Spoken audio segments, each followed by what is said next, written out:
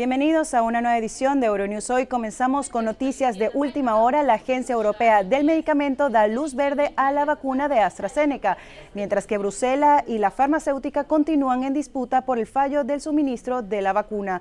Tendremos más información más adelante. Mientras tanto, vemos el avance de la tercera ola por los países europeos. Portugal registra un máximo inédito de muertes por COVID-19. Francia no logra aplanar su curva de contagios y Reino Unido se mantiene en la misma situación. Pasamos a América Latina, donde en Perú los médicos protestan por la falta de recursos. Además, la pandemia no solamente mantiene en jaque al sistema hospitalario, sino también al turismo. Echamos un vistazo a las cifras de 2020. Además, hablaremos del arranque de la campaña electoral en Cataluña, el terremoto en la ciudad de Granada y daremos un vistazo a cuál es la obra más costosa del pintor Sandro Botticelli. Esto y más en nuestros titulares. La Comisión Europea muestra el contrato firmado con AstraZeneca con la intención de probar que los retrasos del laboratorio no tienen justificación alguna. Alerta en Europa por las tasas de infección demasiado elevadas pese al aumento de las restricciones, como el cierre de fronteras de Portugal con España. Cuarto día de violentos enfrentamientos en el Líbano contra el confinamiento impuesto por el gobierno y la asfixiante crisis económica. Segunda noche de protestas en Varsovia, Polonia, contra la reforma del aborto, que prohíbe casi por completo la interrupción del embarazo en este país. ¿El dinosaurio más grande jamás encontrado? Las excavaciones en la Patagonia argentina revelan los restos casi al completo de una nueva y gigantesca especie de titanosaurio. La batalla entre Bruselas y AstraZeneca continúa, después de que la Comisión Europea publicara este viernes el contrato firmado con la farmacéutica anglo-sueca. Con dicha publicación, que evita mostrar los puntos referentes a los plazos de entrega, la Comisión pretende tumbar los argumentos de AstraZeneca sobre su polémico retraso. La vacuna de BioNTech Pfizer, por su parte, recibió un importante espaldarazo por parte de la Agencia Europea de Medicamentos, que aseguró que su vacuna no presenta en absoluto efectos secundarios no previstos. La agencia descarta, por tanto, relación alguna entre la inyección de la misma y las muertes registradas tras recibirla. Con Pfizer, AstraZeneca y también Moderna poniendo a prueba la paciencia de los gobiernos europeos, otro laboratorio, el estadounidense Novavax, se ha unido a la carrera, anunciando que su vacuna muestra una eficacia del 89% en los ensayos.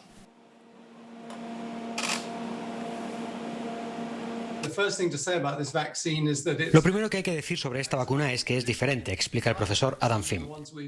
Es un tipo de vacuna mucho más tradicional que las que hemos visto hasta ahora, ya que es una vacuna proteica. Es el mismo tipo de vacuna que ya tenemos, por ejemplo, para la hepatitis B, donde la proteína se inyecta como vacuna. Y eso es algo que ha resultado ser tan eficaz como la otra fuente, más nueva, que ya hemos visto. Con todo, la aparición de cada vez más vacunas sigue sin dejar claro si estas serán eficaces también contra las nuevas y más potentes cepas. La victoria final contra el coronavirus, advierten los expertos, requiere aún más tiempo y trabajo.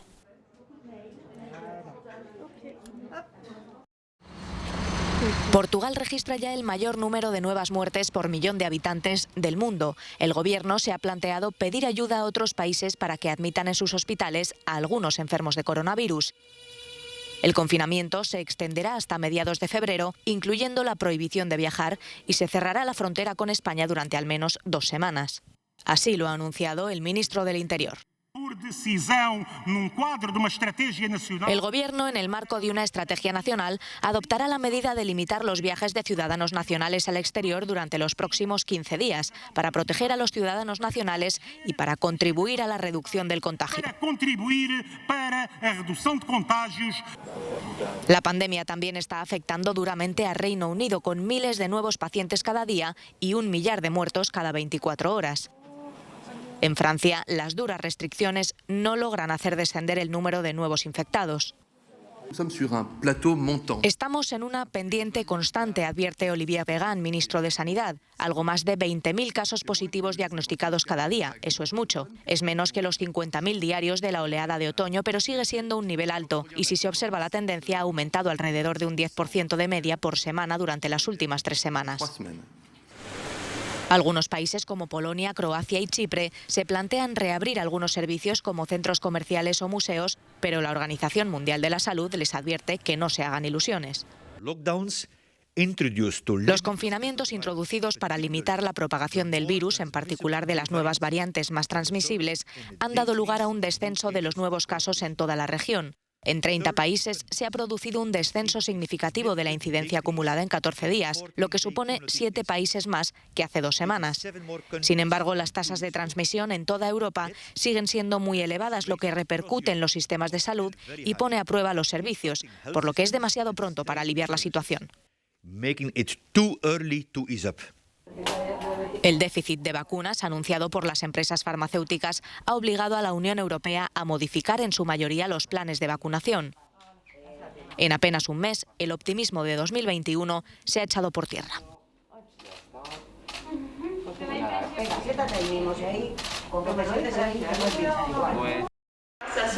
En los hospitales psiquiátricos para jóvenes en Bélgica están aumentando los ingresos por intentos de suicidio. Las restricciones impuestas por la COVID-19 son el detonante. Ahora hay escasez de camas, personal y recursos para atender la demanda. Estos jóvenes tuvieron la suerte de ser admitidos. Intenté suicidarme varias veces, pero estoy viva gracias a mi hermana pequeña de 5 años. Por ella estoy aquí ahora. Juego al rugby. Es una forma de escapar, de poder expresarme con mis amigos. No poder hacerlo hizo que todo se quedara dentro de mí y me creó un pequeño manojo de nervios. Pero no solo en Bélgica hay un aumento de las enfermedades mentales. La Organización Mundial de la Salud afirma que el deterioro de la salud mental se ha convertido en una pandemia paralela a la COVID-19. Y ahora la Oficina de la OMS para la Salud Mental en Europa pretende aumentar su apoyo a todos los países. Las enfermedades mentales están pasando factura, tanto para los que ya estaban bajo cuidados psicológicos como para los que nunca habían buscado apoyo en materia de salud mental. La Organización Internacional del Trabajo ha constatado que la pandemia ha hecho que la mitad de los jóvenes de entre 18 y 29 años sufran depresión y ansiedad, y que hasta el 20% de los trabajadores sanitarios sufran igualmente. Según el Observatorio de la Vida Estudiantil de Francia, 1 de cada 3 alumnos presenta signos de poseer problemas psicológicos. En los últimos días, en Francia, estudiantes universitarios y profesores de escuela protestaron para exigir el regreso a las aulas y más ayudas del gobierno durante la pandemia. La crisis de la COVID-19 ha llevado a los hospitales de Perú cerca del colapso y a los sanitarios a las calles. Más de 260 médicos han muerto a causa del virus en el país. Los que aún sobreviven en la línea de fuego denuncian la falta de material de protección personal y el abandono del sistema sanitario por parte del gobierno. Mis médicos se murieron 23, el 80% especialistas, 2 bachilleres de medicina, desde jóvenes hasta adultos. Mi hospital es una isla. Solamente se llega por vuelo aéreo y por fluvial 5 o 7 días. Si yo necesito oxígeno, no van a llegar en forma correcta y vamos a pasar la misma desgracia que tuvimos en mayo. Y no es justo. Tenemos derecho a la vida y tenemos derecho a atender bien a nuestros asegurados como debe ser.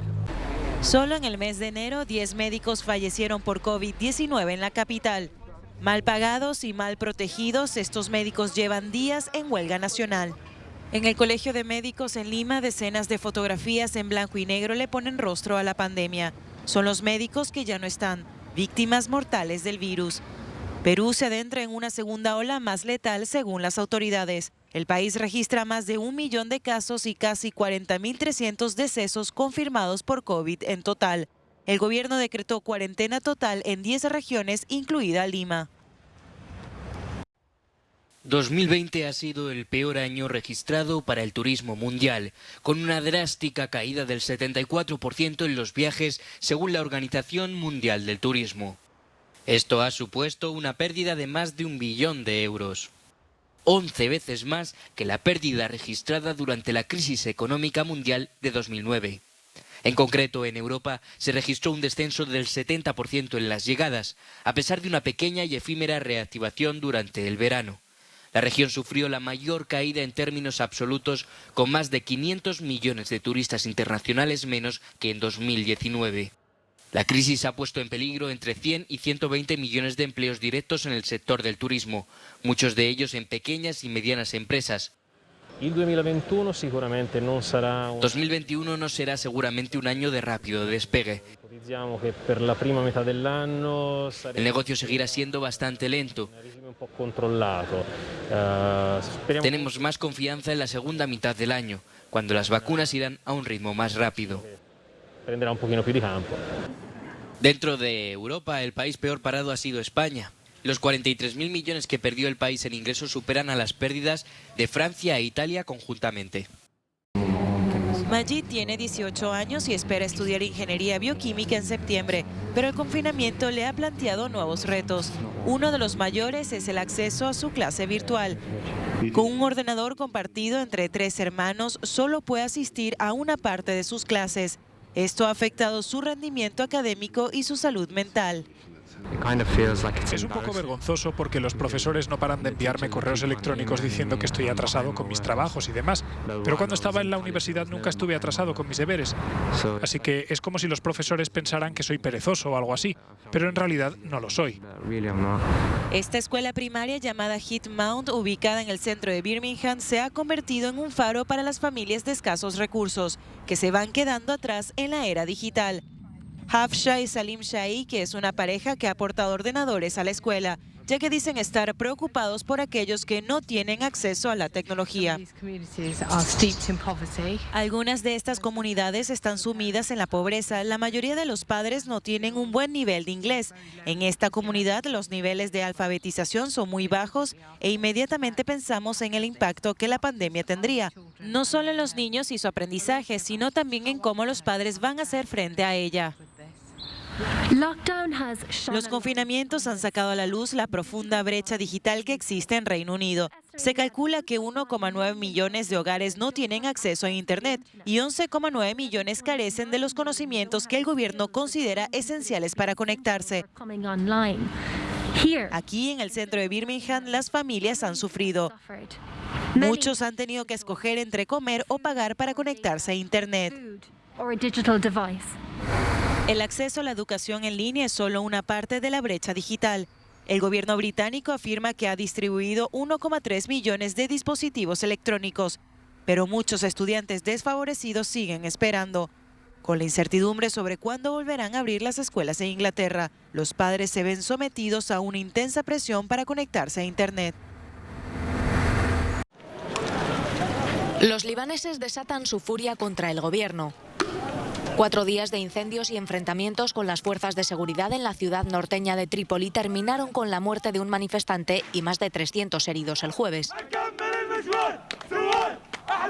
Decenas de personas lanzaron piedras, petardos y cócteles molotov a los agentes, que respondieron primero con gases lacrimógenos y luego con munición real.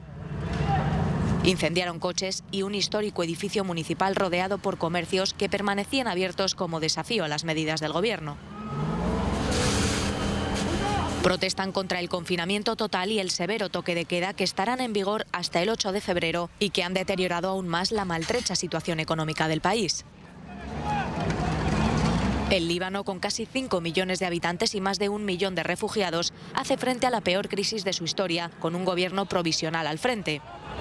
En Trípoli, su segunda ciudad más grande y también más empobrecida, ya antes de la crisis de la pandemia casi toda la población activa vivía al día. La prohibición casi total del aborto volvió una noche más a encender las calles de Varsovia, donde miles de personas protestaron contra la inminente entrada en vigor de la polémica decisión del Tribunal Constitucional.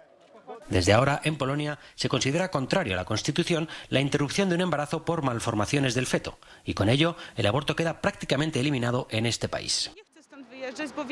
Yo no quiero irme de aquí, decía esta manifestante. Este es mi país y no quiero que alguien con sus acciones me haga querer irme. Voy a luchar por el país al que tanto amo hasta que tenga la fuerza y la esperanza de que las cosas cambien. Tenemos un buen ejemplo del que podemos aprender, contaba esta otra mujer. En países de Sudamérica, y 3 años de lucha por los derechos de las mujeres, se ha legalizado el aborto. Yo espero que aquí, aunque no vaya a ser en días o en semanas, ganemos esta lucha por nuestra libertad.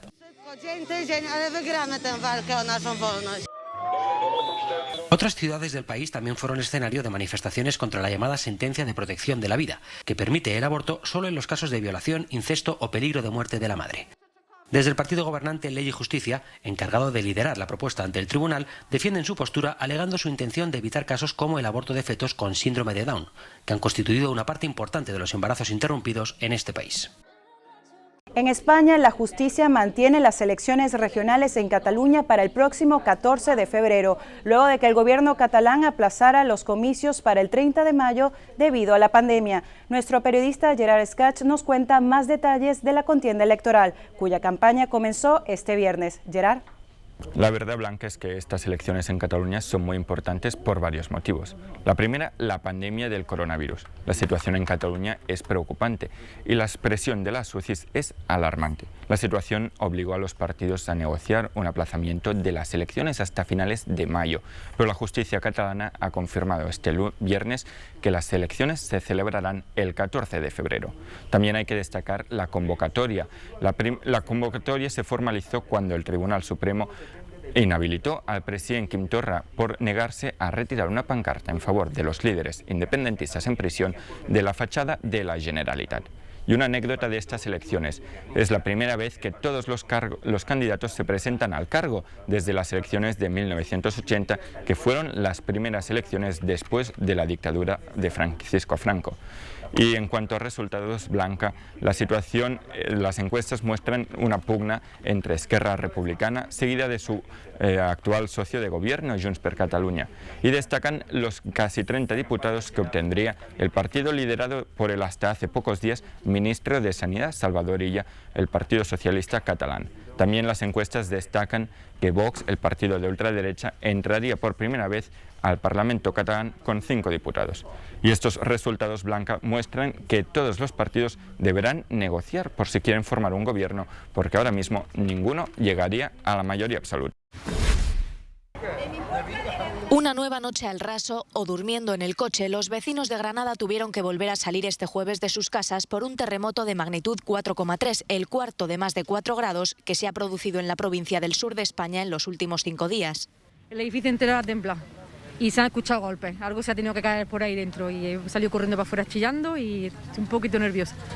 Los movimientos sísmicos no cesaron en toda la tarde, instalando el miedo y la incertidumbre a una población de más de 500.000 de habitantes que no ve el final de este enjambre de temblores que, dicen los expertos, podría alargarse semanas o incluso meses. Ya no sabemos qué hacer, que los coches en la calle para dormir, la verdad que estamos ya desesperados. Y con el niño corriendo que no nos atrevemos a subir para arriba. Está uno todo el día en tensión porque no sabe cuándo va a venir otro y no sabe si subir, porque si te pilla arriba en el piso es bastante peor. Desde el pasado sábado se han registrado en la zona más de 80 temblores, uno de los más fuertes de magnitud 4,5 la noche del martes. En Santa Fe, donde se sitúa el epicentro, el terremoto ha hecho caer cascotes y ha dejado grietas en los edificios, aunque no daños estructurales. El fenómeno está provocado por la geografía de la región, situada entre 2 placas tectónicas, la euroasiática y la africana, que se desplazan hasta 5 milímetros cada año. A los 15 años, el Sidita Selay tuvo claro que lo que quería era boxear. A base de entrega y sacrificio lo ha conseguido, venciendo en el camino a rivales tan duros como la resistencia de su propia familia o las actitudes sexistas, para convertirse en la primera y única boxeadora de competición de Albania. Al principio el boxeo era un amor imposible, algo inimaginable, confiesa el Sidita. Pero hoy por hoy, tras verlo conseguido y con mi voluntad de continuar con ello, creo que puedo decir que el boxeo es un amor posible, que me pertenece por completo. La abuela del Sidita, Quimete Basay, es una buena muestra de lo que ha sido la batalla de su nieta, un continuo cara a cara contra los prejuicios y los miedos ante los que ha ido consiguiendo poderosos caos.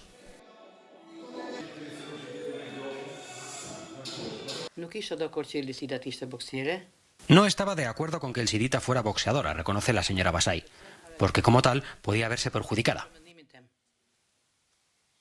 Pero ahora que ha recibido medallas, quiero que continúe.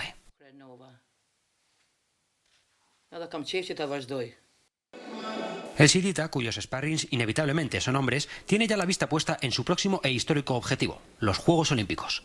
Un combate ciertamente difícil, lleno de obstáculos deportivos y económicos, del que el Sidita saldrá seguro ganadora. Podría ser el dinosaurio más grande jamás encontrado. Sus restos fueron hallados en 2012 en la Patagonia argentina y ahora un artículo de la revista Cretaceous Research cataloga a esta nueva especie de titanosaurio como el animal más grande de la historia. Por si esto fuera poco, los restos de este gigante aparecieron casi al completo. Eso es lo interesante de este animal, que puede que sea el primero que se encuentre más o menos completo cuando se termine la excavación. Pues con lo que hemos encontrado hasta ahora, podríamos estimarle un tamaño de unos 40 metros de longitud, desde la punta de la cabeza hasta la punta de la cola. Este saurópodo titanosaurio gigante pertenecería al Cretácico superior y superaría en tamaño al Patagotitán, que habitó las mismas tierras y que con sus 36 metros de longitud y 70 toneladas era hasta ahora considerado el dinosaurio más grande. Desgraciadamente, la actual pandemia ha dificultado seriamente la continuación de los trabajos de excavación, que buscan además urgentemente financiación para poder completar un hallazgo gigantesco. Adjudicado por 76 millones de euros. Nuevo precio récord para el artista del Renacimiento, Botticelli. Superó con facilidad los 66 millones que preveían los expertos. Es una de las 3 obras del artista que se encuentran en manos privadas. Se trata del retrato de un joven sosteniendo un medallón. Debido a la COVID-19, la subasta ha sido así, por teléfono. Fueron solo 4 minutos en los que varios compradores lucharon a través de los representantes que se encontraban en las oficinas de Sotheby's en Nueva York y Londres. La última vez que se subastó fue en 1982. Antes había estado en una colección privada. Se ha convertido en una de las obras más codiciadas debido a su excepcional estado pese a sus 500 años de antigüedad. Ha superado el precio máximo que han alcanzado las obras del artista, al ser 9 veces superior a los 10,5 millones que se pagaron en 2018 por Madonna y el Niño con San Juan Bautista. Además, se convierte en el segundo retrato más caro de la historia, solo por detrás de los 371 millones de euros que costó el Salvator Mundi de Leonardo da Vinci en 2017.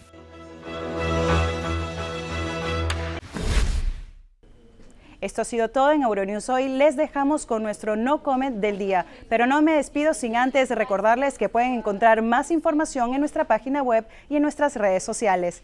Hasta la próxima.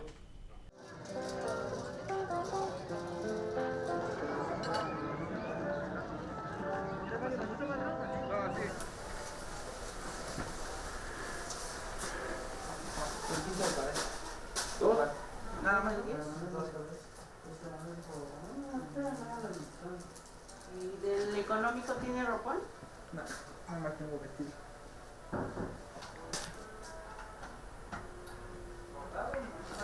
Pero no están las tallas completas. ¿No? Igual aquí.